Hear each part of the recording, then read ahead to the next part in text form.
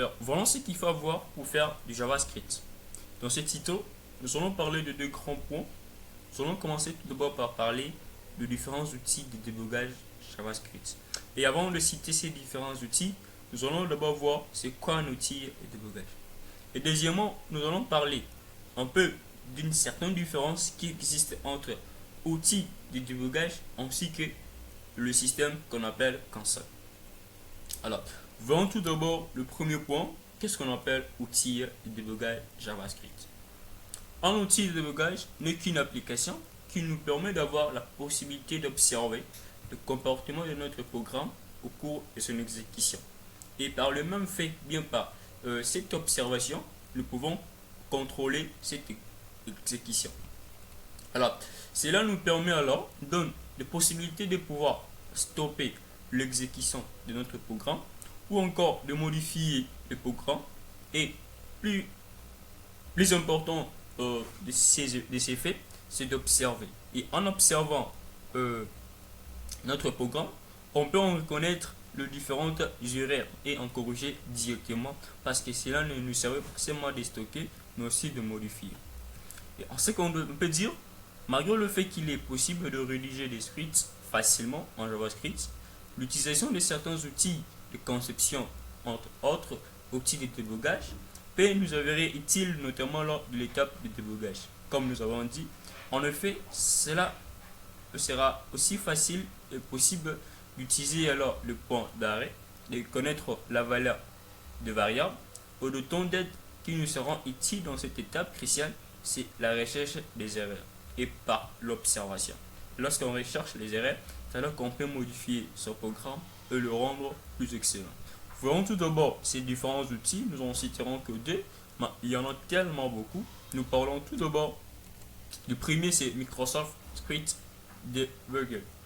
En utilisant cette application, bien, ces logiciels de la compagnie Microsoft, nous allons disposer d'un outil d'aide à la syntaxe et de débogage car lorsque le navigateur Internet Explorer raconte une erreur dans le déroulement des scripts, il est possible de basculer directement dans le Microsoft Script Debugger au niveau de la ligne posant un problème.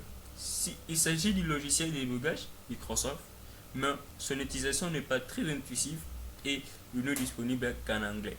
Alors, cette disposition en anglais complique alors l'utilisation de cet logiciel. Par ces faits, voyons le deuxième outil.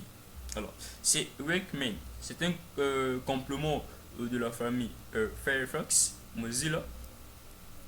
Alors, ça permet de visualiser les codes JavaScript, d'ajouter des points d'arrêt, de contrôler la valeur de variable et il est écrit directement au niveau du navigateur. Alors, si vous utilisez Mozilla ou bien encore Firefox, il suffit juste de lancer dans votre menu ou paramètres l'outil JavaScript Debugger.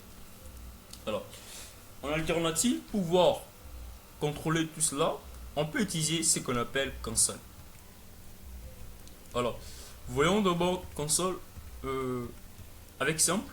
Lorsque nous utilisons par exemple Microsoft le navigateur Google Chrome. Avec Google Chrome, vous voyez je suis là. Soit je fais F12, ça m'affiche ma console. Ici je peux voir, je peux même écrire, modifier le code JavaScript. Si je ne vais pas aller par raccourci, je clique sur le bouton plus d'outils, outils de développement.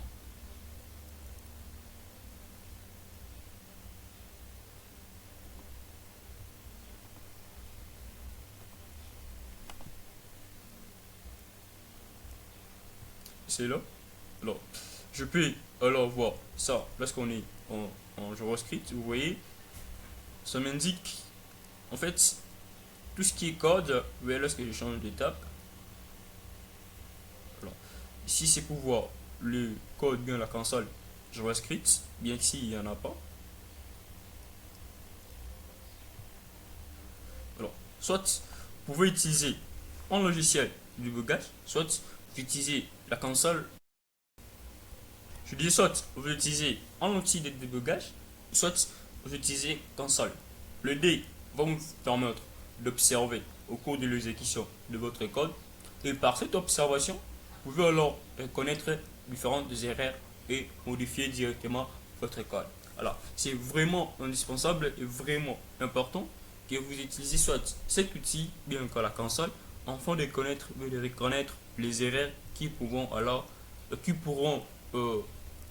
empêcher la bonne mise en forme, la bonne exécution de votre code JavaScript. Alors, on se retrouve très prochainement pour parler du prochain chapitre. Merci pour votre attention.